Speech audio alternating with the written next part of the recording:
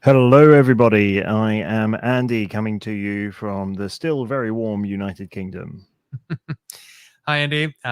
Everybody. I am one of the other hosts, Scott. I'm in Toronto, and today I'm wearing my slippers, Andy. I'm not sure we need to see those on the podcast, but it's a good story. Welcome to the Tea and Timbits podcast, where we wear slippers or whatever we like on our feet and talk about global perspectives on business development to help you prosper. This week, we're going to be talking about abundance and scarcity as part of our mindset series. But before we get into today's topic, Scott, do you want to share a story with us? Right, my turn. Yes. Okay. Here's my. I even got my. I didn't mean to throw you off there. Like literally 60 seconds ago, I was like, "Okay, where's my notes? Great, I'm ready." And then you hit me with the story, and I was like, "Oh yeah, right. It's my turn." Show, don't tell.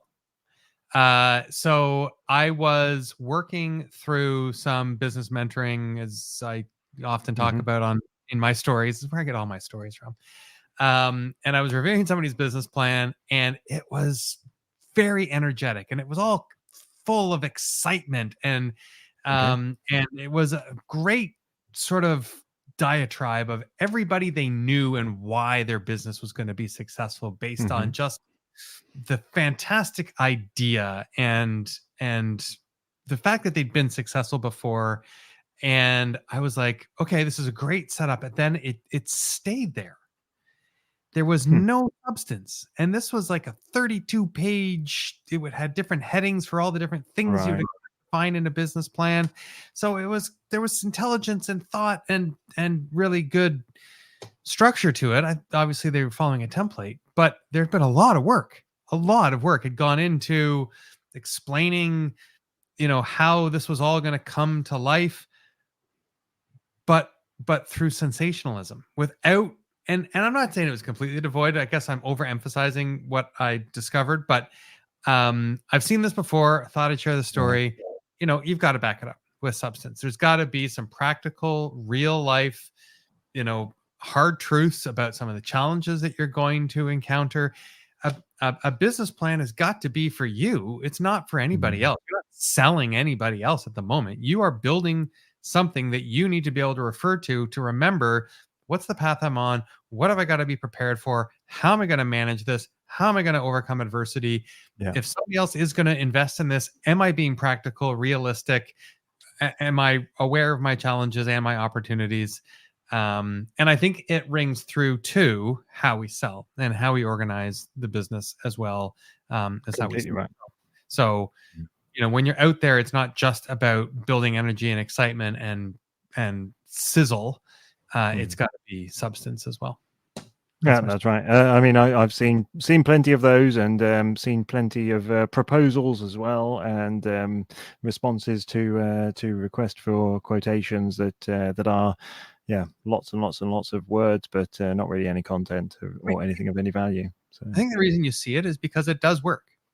Like there are people you can find people who get wrapped up and get excited with you, and then like, yeah, sure, let's go. I think you find a lot more success where people are doing their due diligence, and I think you'll go a lot further and find much more satisfactory business relationships when you can make sure that the counterpart is somebody who's just as rigorous about the relationships they enter into as I'm advocating everybody listening should be. Yeah, no, I think you're completely right, and I'm going to use it as a really cheesy segue into today's topic of try and avoid an abundantly full business plan that is scarce of content. So today's topic: abundance and scarcity. Segue, well done. What I'm trying to get out of today is hopefully that the listeners get a better understanding of our perspective of why abundance and scarcity is so important, and having that awareness of the alternative mindsets that are necessary in order to approach an opportunity and their business world, because we have a scenario in almost every business situation where having an abundant mindset is going to be much more valuable than just being yeah Yeah, that I think I've seen so many, and it's very easy to fall into the scarcity trap, Mm-hmm. and it's very easy to fall. And I think I've seen some of this very recently about falling into the scarcity excuse. So it's Oh, very okay. easy Yeah. to blame scarcity when something doesn't work out and say, well, it's the market. Yeah, I don't know. There's just not a I lot see. Yeah. out there, and we're doing the best we can. And markets shift and behaviors change and customer priorities shift and change. And so I think you don't confuse shifting priorities with scarcity. So it's very easy, and I think what I'm reflecting on right here in the moment live is Mhm. that trap is going, well, wait a minute, actually what we are attributing to scarcity and just the opportunity doesn't exist anymore, or it's no longer here for whatever, because of whatever market conditions. You have to go a little bit further and say, well, wait a minute, where did what was it, whatever I was expecting to see show up is not here. Where did it go, and why did it shift, and what priority took its place? Yeah. Because that's how you move around to abundance. There's all kinds of challenges and opportunities, and I think we just have to make sure we're practicing curiosity here and asking the right questions so that we can understand, did it really just disappear, and did the business close, or did that person's client change their priorities, and that's had a trickle down effect. Mhm. So it's really important to practice curiosity in those moments. Yes, it is, and part of the reason that it's so important to be mindful of the trap of scarcity and falling into that is that you can get so hung up on trying to figure that out, trying to solve that problem, not just using it as an excuse, but also focusing all of your time, all of your effort on trying to solve that problem, Right. rather than trying to change the mindset and become aware that actually the market is an abundant market. There Mm-hmm. is an abundance of opportunities out there. You may not be able to see them yet, but that is where the time is better spent to try and find Right. those opportunities, find that abundant market. And it may be that there's a shift in the way that you've been approaching things, the way that you've been addressing things up to that point. But becoming aware that the market that you have been addressing or the situation that you're in has become a scarce market or a scarce opportunity doesn't mean that it's all over and that you should be spending all your time on that. It's about changing that mindset and focusing and finding those alternatives. How many times do you hear somebody say, well, it is what it is? Too often. Right? I mean, I've heard you say before, that's such a toxic thing to say, right? It's like, well, Yeah. I'm just going to resign to the fact that, this one came around and it's gone now, and it is what it is. And hopefully the next one presents itself and it'll be better than this one, but just hoping that the same thing will keep happening and it'll play a numbers game, and eventually I'll win Yeah. enough to hit my quota or grow my business, or at least stay alive, stay afloat. I think that when you're truly facing, like, a dip in the market, or in whatever success you're trying to find, and you feel, when you see that scarcity situation in front of you, it can be very daunting to to shift to that mindset of abundance, to say, well, you know what? I'm just nuts. I turned down the wrong street and I've gotten to the end of it. And in order to switch to another street, I got to go back out the one that I came down so that I can make a different turn. And that takes a lot of time. Maybe I'll just keep going here. You kind of have to split your attention there, because sure, maybe something will get unblocked and you'll keep going, but you then need to broaden your horizon. You need to go, I can't blame the market. I have to critique my own awareness of the market or this current situation, and practice curiosity and be ready to shift my focus or try a different tact or a different approach, because there's always new opportunities, always challenges that people need help overcoming. Maybe I just need to get some help and have some conversations. And I think being helpful and asking for help, we're going to get to that topic next. But it's about really being ready for the fact that you will have to buckle down and work on finding those new greener pastures for yourself. There is always the trap, and there's a risk that I end up undoing everything that we've just said. But there is a trap that you can become too focused on the abundance mindset as well. So you can go, oh well, I know that if I do this particular set of tasks, then I will be successful because I've been successful in the past, so therefore it will be fine. And it's kind of that mindset of, oh well, if I build it, they will come. That's not quite the case. You still need to put the work in, you still need to put the effort in, you still need to be mindful of, yes, there is a bigger market out there, but if the actions and the things that you're doing at the moment are not delivering that market to you or delivering you to that market, then you still need to change. So you can't get trapped in the mindset of it doesn't matter because there's loads and loads and loads of people out there looking for what we're doing. You still need to have a set of processes and procedures that are in there. So the mindset is the foundation, but you still need to then build everything around it to make it work, and you need to be willing to adjust accordingly as well. Absolutely. And where my mind went when you were making that point was what I've also seen, or I think what I should also raise a caution about is bouncing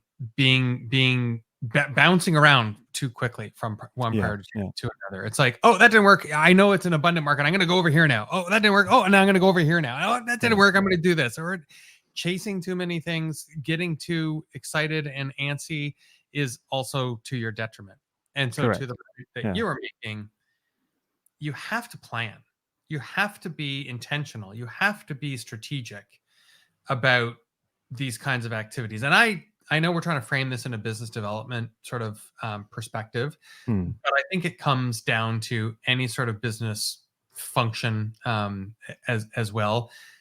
There's friction, there's obstacles. You might hit a dead end. I think you have to make sure that you're validating that. There's a balance there between, but I've seen this work and I need to give it time to prove itself without making the mistake of overcommitting to a dead end, and without being too distracted by shiny objects and changing priorities too quickly. We talk a lot on our episodes about abundance and scarcity, and we've not really drilled in too much to it, but we have been very clear on the fact that it is important to have that mindset of abundance. How do you get your mind into the right place there in your working world? About how do you maintain an abundant mindset? So I put you on the spot there. I'm sorry to do that, but I think it's something that the listeners will be interested in hearing, because we're advocating that this is very important. We're talking a lot about the mindset, And we're talking about that that it's very, very important that people have the right mindset, that they think about things in the right way. But I think we're quite light on a bit of the how-to, and I'd like us to maybe spend a couple of minutes on talking about that. Yeah. So if you like, I can start. Thanks for ad-libbing there for a few extra moments to give you to let my thoughts formalize in my own head. You're welcome. I talk to other people. I talk to other businesses. I network, even with my friends and family, and like, what are you finding? What are you experiencing? How's business for you? And it can be very demoralizing when there's a challenge in front of you, or you're in that sort of moment of scarcity or feeling scarcity, and everything is abundant for other people. You're like, well, what the hell am I doing wrong? Right. So you then kind of get a little bit too critical on yourself, but it also reminds you that, like, okay, there is opportunity out there, and not just, it's really easy to then feel defeatist, like, well, they figured it out and I haven't, and what have I done? So then, but be curious, and okay, so that's great. I'm glad business is working out for you. Why? Where are you finding those conversations? How long have you been nurturing them? What did you do last time that you were challenged with some scarcity and got yourself to where you are right now? Tell them. And I like talking to people in other markets or in other businesses, so that you can understand, sort of, they might have gotten ahead of the market sort of behavior sooner than you did, or they lucked into it. We're seeing right now that there's a shift in budgets, companies spending on internal development and infrastructure and experiences, as opposed to customer facing ones. So oh, well, that's so a business that focuses on supporting employee culture and engagement is doing better right now than somebody who's helping market externally. Wow, great little insight there. I'm gonna just work that into my conversations with my clients. How's the internal team doing? Can we help with the behind the curtain efficiencies and things like that? We've been talking a lot about customer engagement, and all of a sudden you unlock the fact that they've been talking to 5 vendors about switching their CRM. Holy moly, why didn't we get included in that conversation, right? So from your perspective, it's about engaging with your peers in the industry, but also outside of the industry, but peers who understand the type of work that you're doing.